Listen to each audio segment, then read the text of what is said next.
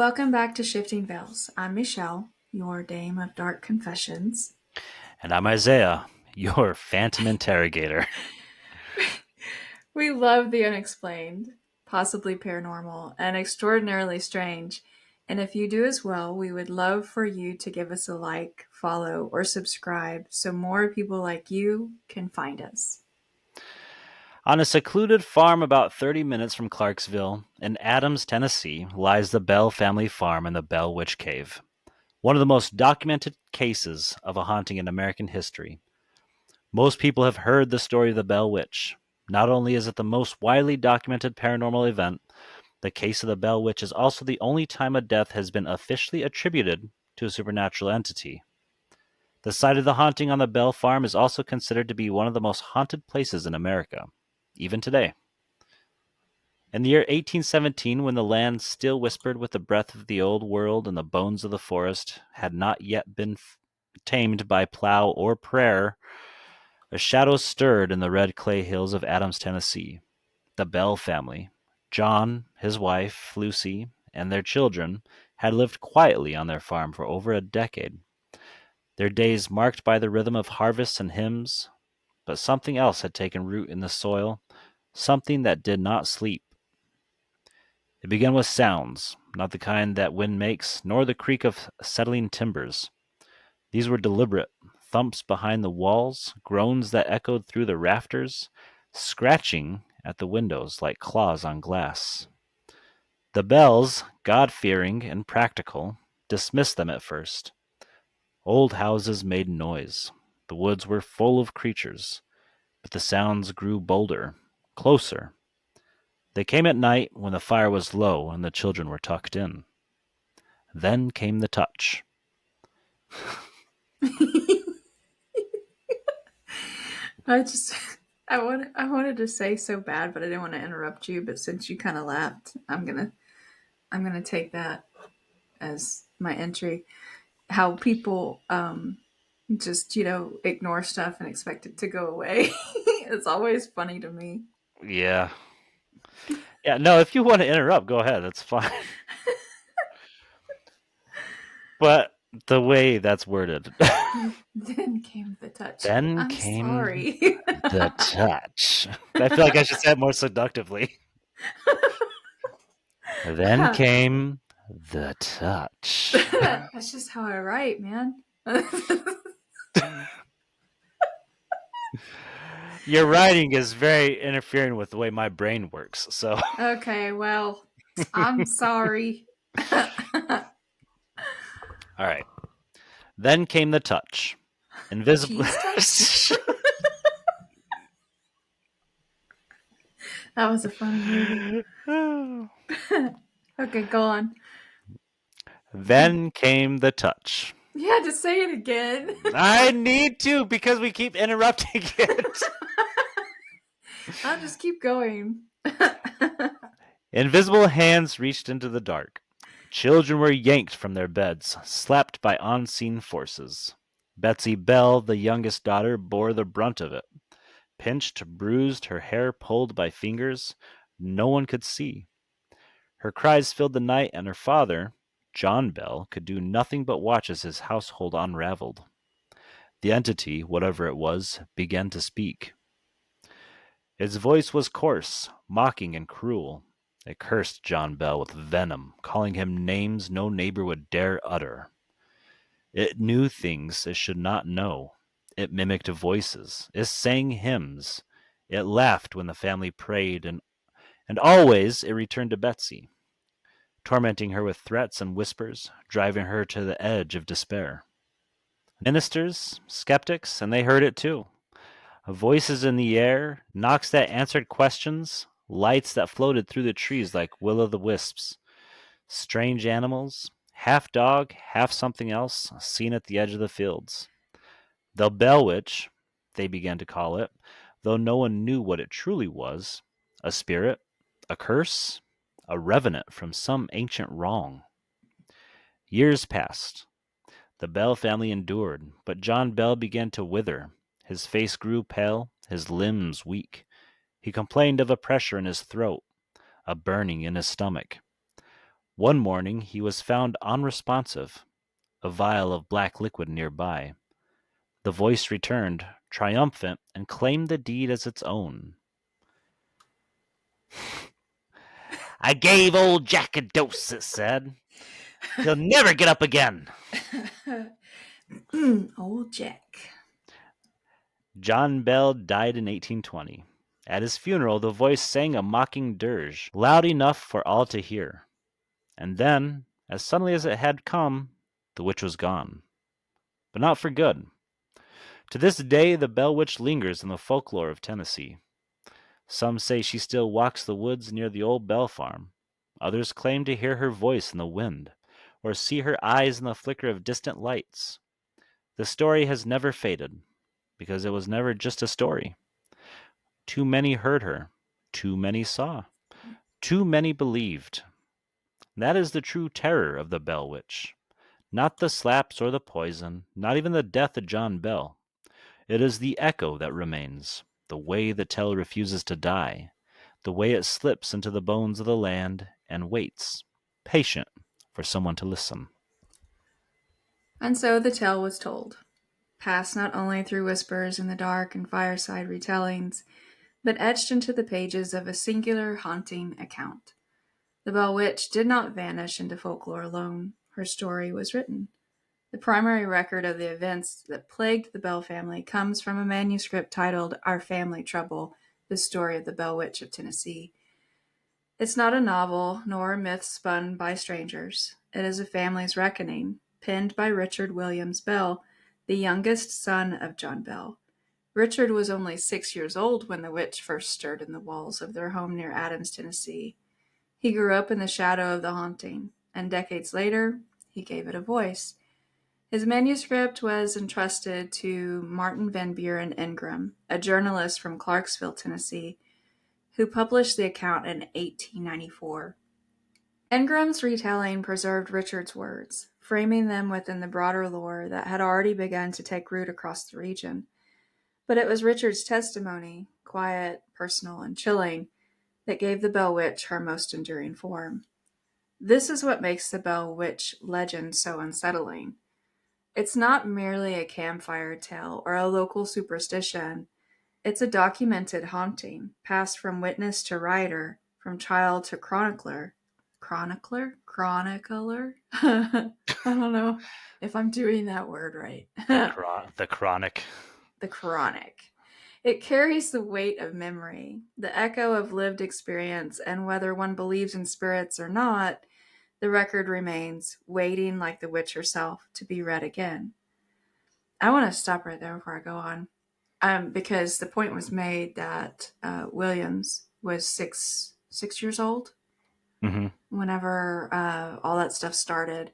So he was fairly young whenever this account, I guess. I mean, that's from his memory of a 6-year-old child. And some people are like, well, a 6-year-old, this is a story a 6-year-old told. Well,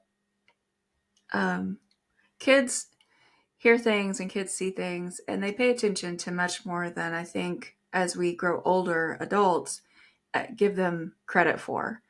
And as a person that has had experienced haunting type activity when I was of the same age as Williams, I'm pretty sure of what I remember of it. And my memory is backed up by other family members that also experience these same things. I'm not saying that someone can't be mistaken, that they don't remember something right or correctly. But I also want to say that there were a lot of people that heard and saw things during all of this going on. It Mm-hmm. wasn't just Williams. Williams was just the one that, gave the account to the journalist. That's So, and that's something that really it bugs me because I mean they already know that John Bell and the rest of the family have experienced things, but as soon as a 6-year-old speaks up, it's like, nah, you don't yeah. know. And I really haven't heard a lot of people question it. A lot of people take this story of this haunting and they just grab it and they run. Like they love the story. They want to believe that it was absolutely paranormal. Every bit of it was paranormal. Um, And while I know that this story, there's a lot of it that is largely true, there can be things that, as it's passed down through time or it's passed from one to another in storytelling, gets changed or altered or misperceived or misunderstood or whatever. But I'm not one that takes a story and just like believes everything at face value. I like to find multiple sources. I like to dig a little deeper. Um, so I really haven't heard a lot of people discredit the fact that it was a 6-year old, but I know that not everybody that listens to Shifting Veils is someone that just listens to a story and takes it at face value.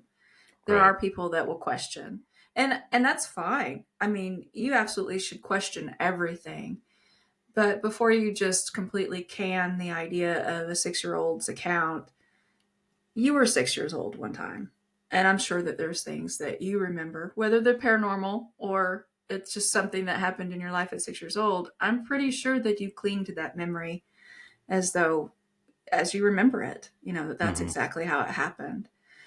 Okay. Whenever what I was what gonna I was gonna say something, but you were still going. So I was. I was just gonna say that, like in 2012, I think 2012, 2013, I think it was 2012. I went back to the house that I I spent some time in when I was growing up. That I experienced a lot of paranormal stuff. And what I remembered of this house was that it was a giant two-story house. And when I went back to it, it was a two-story house, but it wasn't giant. It wasn't what I remembered in my child mind, that it was just this huge house. And at 6 years, 7 years, 8 years old, it was probably huge to me because I was a little person. Mhm. but Yeah. I thought when I would go back to see it that it would just be so much bigger than it really was. So we do remember things differently sometimes. Our perspective changes, I think, more than anything.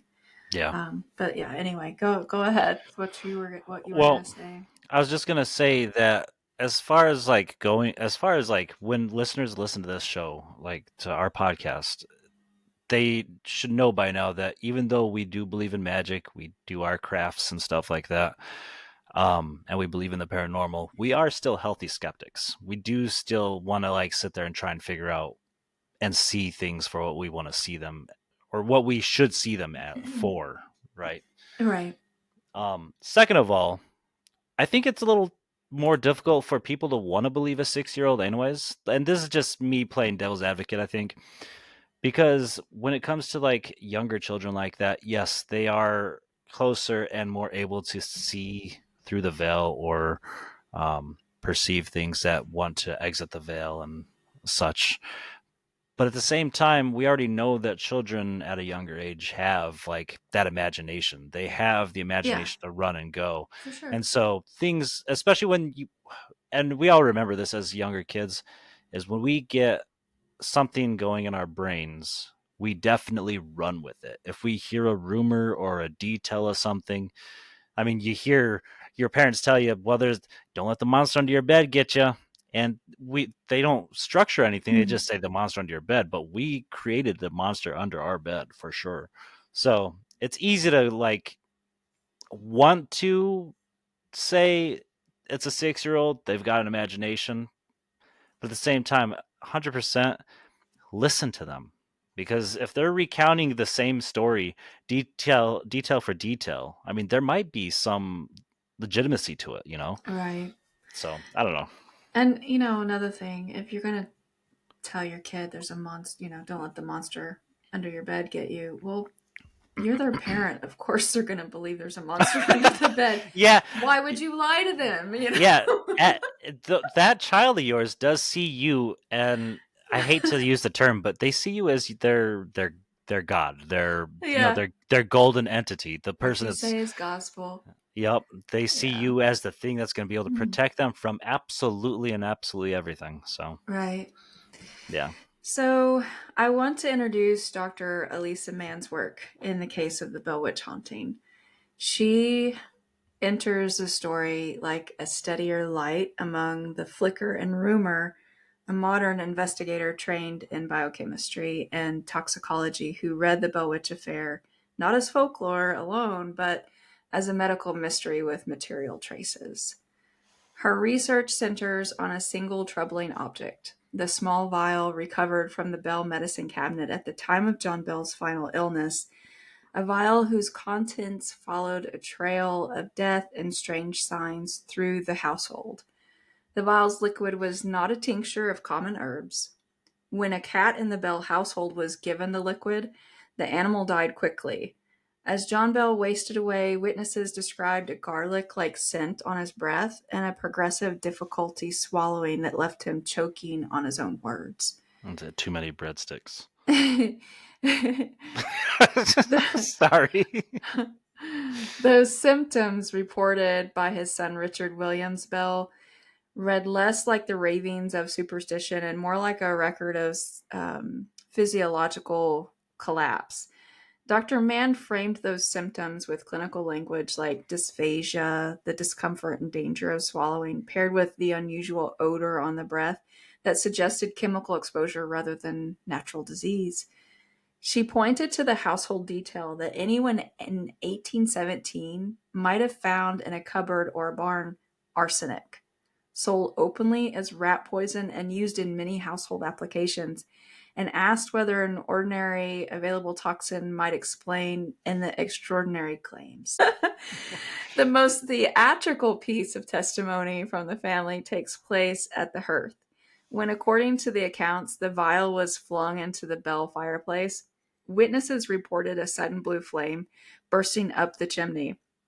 Blue fire sounds like enchantment in a frontier house, but it is also a chemical fingerprint. Different elements color flames in different hues. Arsenic, when present and material thrown into a fire, lends a bright blue to the blaze.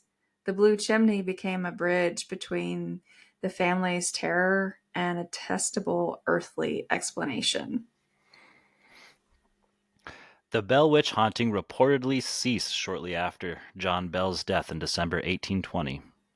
However, the story didn't end there. While the intense manifestations at the Bell farm stopped, tales of the Bell Witch persisted. Some accounts suggest the spirit promised to return in 7 years, and there were reports of minor disturbances in 1828. Others claim that strange occurrences continued sporadically in the area, especially near the Bell Witch Cave, which is still considered one of the most haunted places in America today. So, I haven't ever come across information that explains what the cave has to do with the property, other than is it like on the land?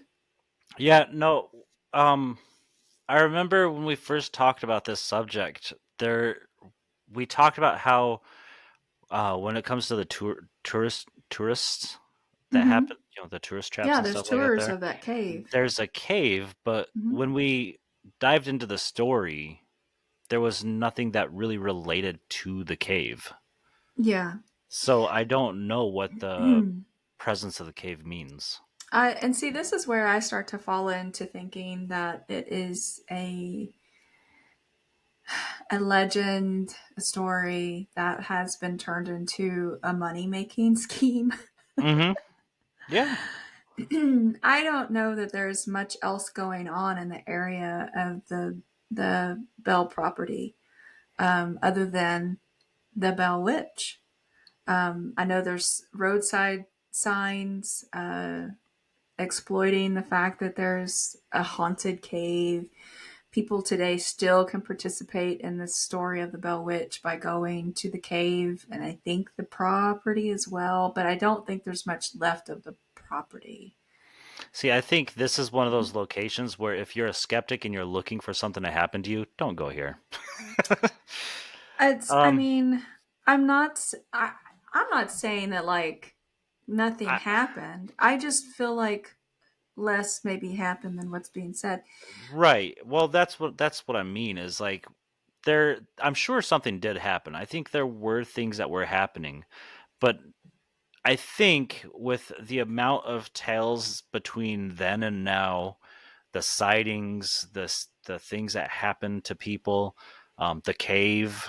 I mean, I think these were all just additions to what there was. They blew the tale up, so to speak. Yeah, we're talking about the early 1800s, where, like Dr. Mann says, a blue flame in the chimney is mystical and um, seems like some sort of witchcraft type thing or paranormal, Right. because these things, these scientific things, weren't really understood then. There were illnesses that were attributed to witchcraft or the devil. There were just really simple things that we deal with on a daily basis today that we understand as simple science Right. that wasn't understood in the early 1800s. So I do feel like when any little thing happened in that time, the superstitions, the fear, uh, even mass mania type things, the rumors. I do feel like it just kind of created like a floodgate. Hmm. Um, and and those types of things can feed like legitimate paranormal activities, the Hmm. fear, and things like that. You're right. Um, at the same time, there were some accounts, and we didn't really bring it up in the retelling of everything. They had servants on the property, um, or more accurately called slaves, um, on the property. And there was one, I think his name might have been Dean. I don't know if you remember. I believe it was Dean, actually. Yeah, Yeah. you guys have to understand that the Bell Witch haunting is actually the first episode that we ever recorded. And we ended up taking it off because I had a lame microphone and we were just starting out and it was Re- poor quality. I was gonna say, realistically, we're still fiddling around with the audio quality and just making sure that we were doing it the way we wanted to do it. Yeah. So we remember some of the story from when we told it then. So when we talk about, I don't know if you remember, we've been here and done this already.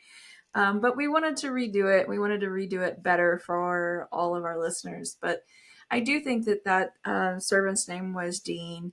Hmm. And I think he said that his wife had made him, a was it a witch ball? What was it Yes, called? yes, it was a witch Spirit ball. ball? Yep. Witch ball? Nope, it was a witch ball Witch because it was ball? supposed to protect them. Yeah, it was supposed to protect him because apparently he was seeing strange animals on the property. He had a really large black dog follow him home one day, and that could all be legitimate. That could have all really happened. But in the back of my mind, knowing that it seems like this vial uh, could have very possibly had arsenic or a tincture with arsenic in it, and uh, these things were happening over time. It sounds like he was being poisoned over time. Hmm. Um, Well, whereas, was anybody else being poisoned over time? I don't know, but it makes me wonder if like the servants were doing things, scratching, knocking, things like that, trying driving to make it there. sound like just to torment the Yeah, family, yeah. um, and then eventually off him because he was the patriarch. Um, Could it account for the case of Betsy being pulled out of bed by her hair or, things like that? Not necessarily, but did those things really happen? Or were they just said to make it seem like a much bigger deal than it was?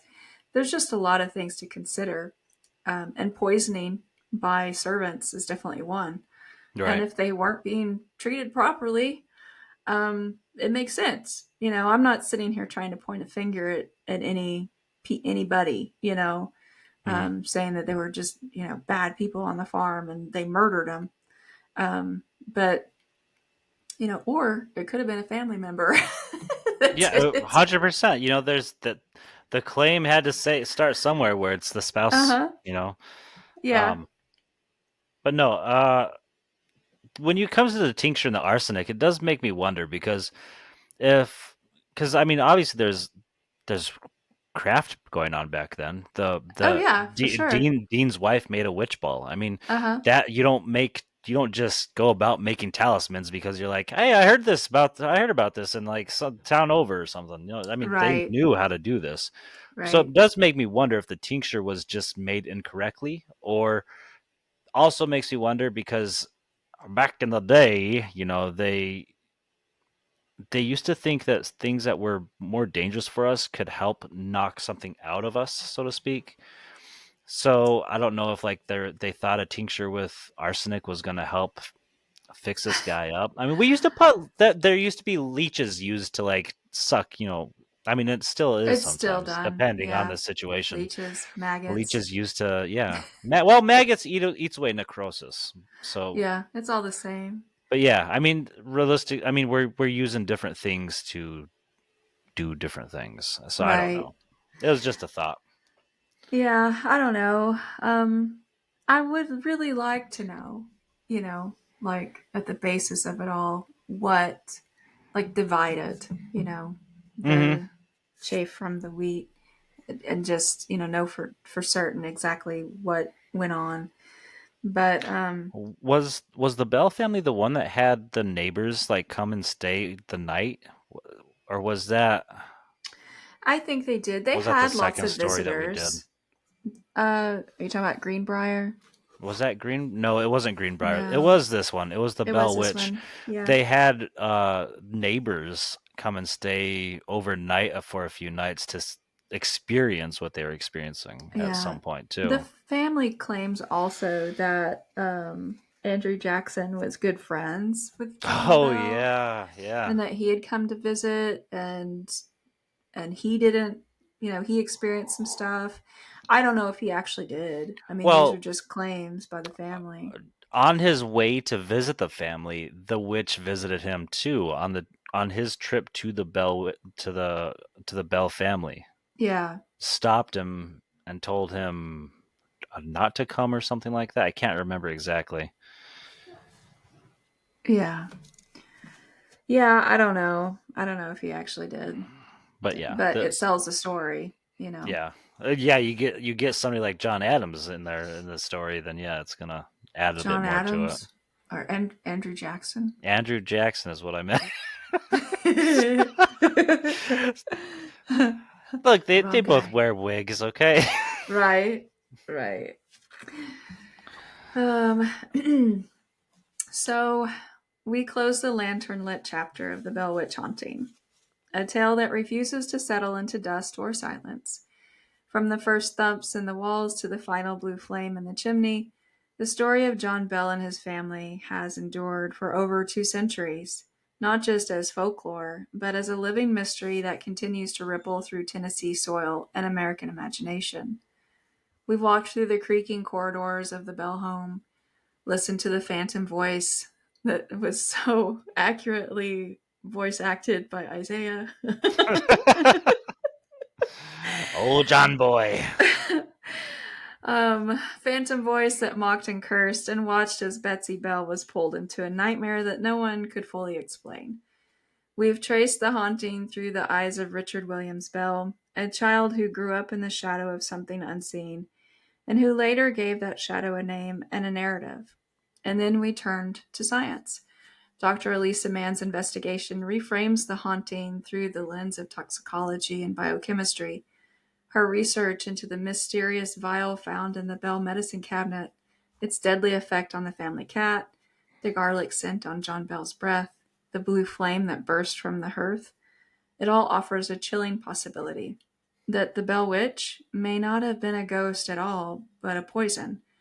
Arsenic, common and deadly, metabolized in ways that match the symptoms described by the Bell family. Mann's theory doesn't erase the haunting, it deepens it. Because if the witch was not a spirit, then someone in that house may have wielded her voice through more earthly means. Was it a member of the family? A servant? an enslaved person seeking justice in the only way available? Or was it truly something else, something ancient, something spectral, something that defies the boundaries of science and history? The Bell Witch story is not just eerie, it's communal. It was witnessed by neighbors, ministers, skeptics, and believers. It was documented, debated, and passed down. It has become part of the mythic landscape of the American South, a tale that blends spiritual terror with historical trauma and leaves us asking not just what happened, but why it still matters. So now, dear listener, we turn the question to you. What do you think the Bell Witch haunting was? Was it a spirit born of grief or guilt, a clever act of revenge, a misunderstood illness, a tale spun from fear and faith, or something else entirely? Something that still waits in the woods, whispering through the trees. We invite you to sit with the mystery, to share your thoughts, to carry the story forward, because the Bell Witch, whatever she was, has never truly left.